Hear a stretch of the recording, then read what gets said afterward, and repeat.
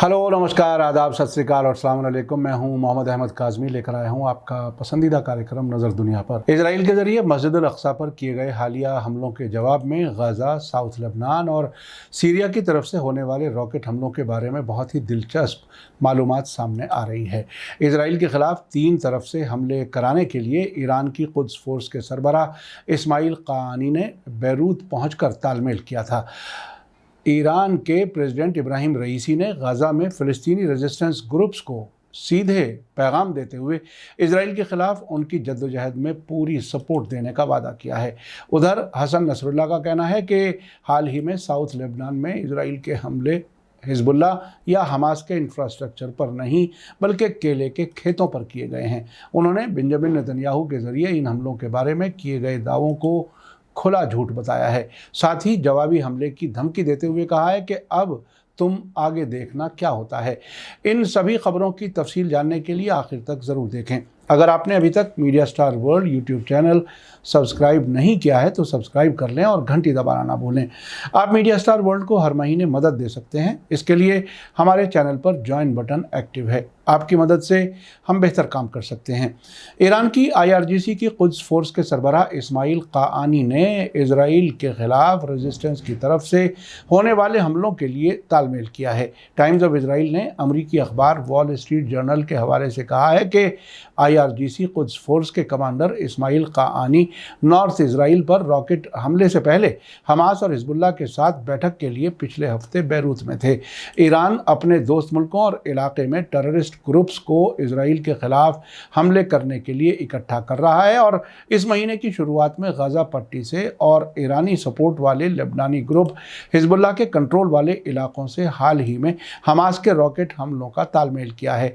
अमरीकी अखबार की रिपोर्ट के मुताबिक IRGC कुद्स फोर्स के रहनुमा जनरल इस्माइल क़ाआनी ने हाल के हमलों में मिडिल ईस्ट में टेररिस्ट ग्रुप्स के साथ कई खुफिया मुलाकातें की हैं, जिनमें कुछ सीरिया और इराक में एक्टिव हैं। इन मुलाकातों में इजराइल पर कई मोर्चों से नए सिरे से मजबूती के साथ हमलों पर चर्चा की गई है। मैंने अब से पहले कई बार आपको बताया है कि इजरायली और अमरीकी मीडिया हिजबुल्लाह, हमास और इस किस्म के सभी ग्रुप्स को टेररिस्ट कहता है। इसलिए मैं उस खबर की अहमियत कम ना हो जाए वो किस तरह से देखते हैं, इसलिए बीच बीच में कुछ इस किस्म के अल्फाज इस्तेमाल करता हूँ। इसलिए आप इस पर मुतमईन रहें।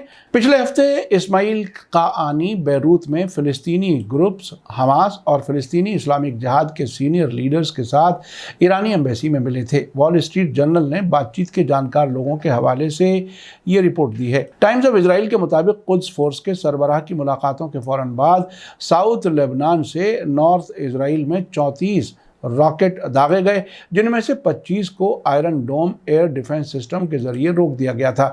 इन हमलों में कम से कम 3 लोग जख्मी हुए और कई इमारतों को नुकसान पहुंचा था।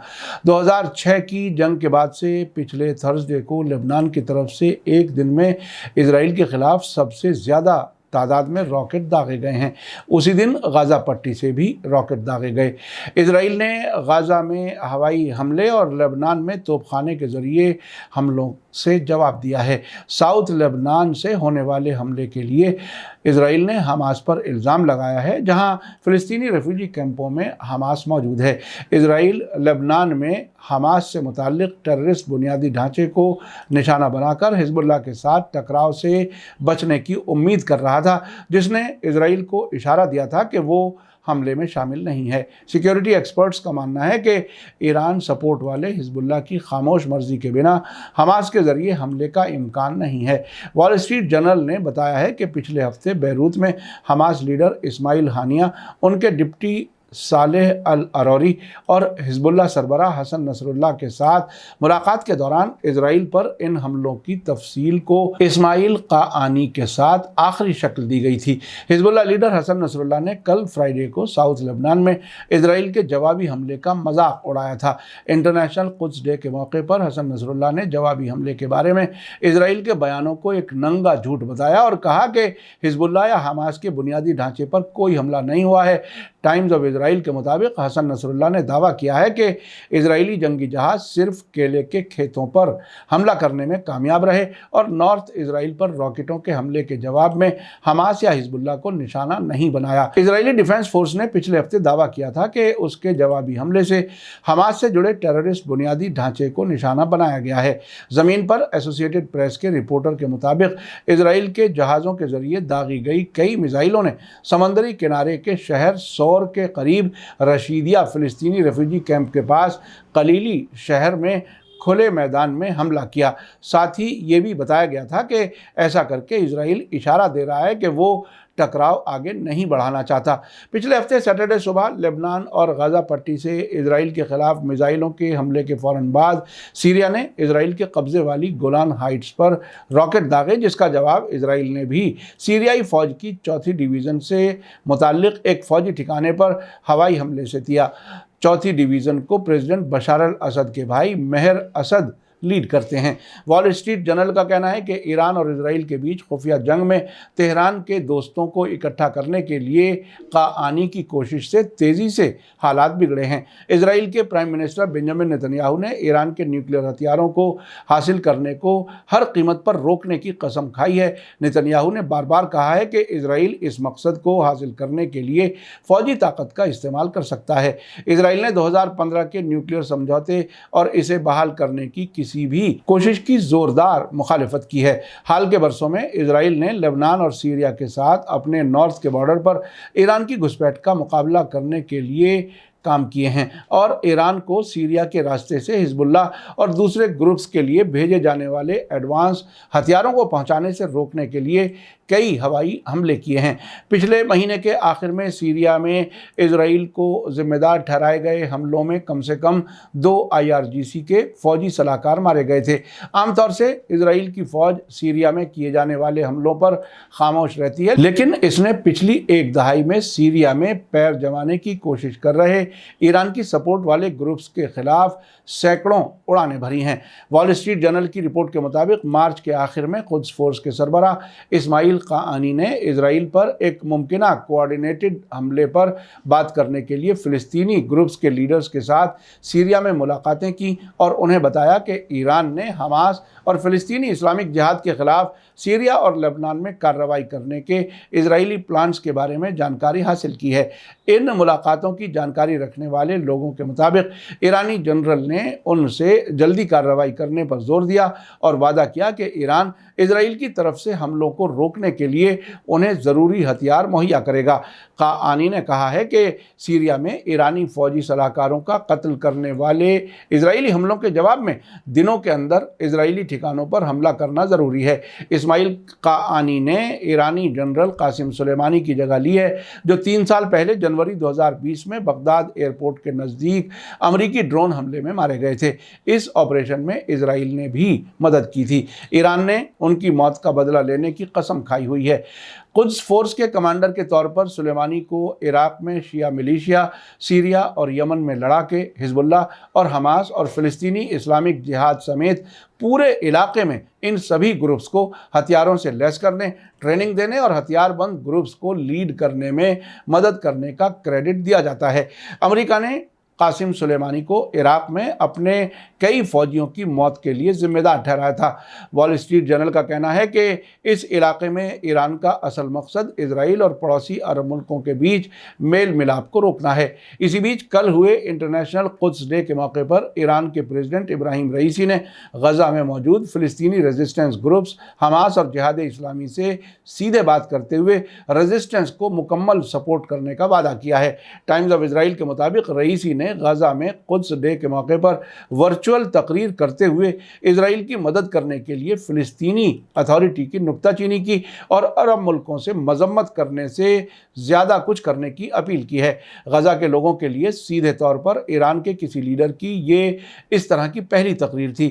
اس موقع پر غزہ شہر کے ایک فٹ بال اسٹیڈیم میں حماس اور اسلامک جہاد کے سینکڑوں سپورٹرز اکٹھے ہوئے۔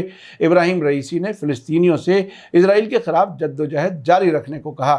رئیسی نے جارڈن کے عقابہ اور مصر کے شرم الشیخ میں اسرائیل کے ساتھ فلسطینی اتھارٹی کی حالیہ मुलाकातों के खिलाफ सख्त रुख अपनाया। फ़िलिस्तीनी अथॉरिटी को खारिज करते हुए उन्होंने कहा कि आज अपने फैसले का हक फ़िलिस्तीनी लड़ाकों के हाथों में है। फ़िलिस्तीनी अथॉरिटी वेस्ट बैंक के कुछ हिस्सों पर बराए नाम हुकूमत करती है। उन्होंने कहा कि सबको बता दें कि रेजिस्टेंस को सपोर्ट करने में हमें कोई हिचकिचाहट नहीं है। कुद्स डे के मौके पर गजा में हमास लीडर याहिया सिनवार ने साउथ लेबनान, गजा और सीरिया में मौजूद ग्रुप्स की तारीफ की जिन्होंने इजरायली इलाके में रॉकेट दागे हैं। सिनवार ने कहा कि रिएक्शन एक सादे बिजली के झटके की तरह था। मैं अरब और मुस्लिम मुल्कों के लीडर से कहता हूं कि मजम्मत अब काफ़ी नहीं है।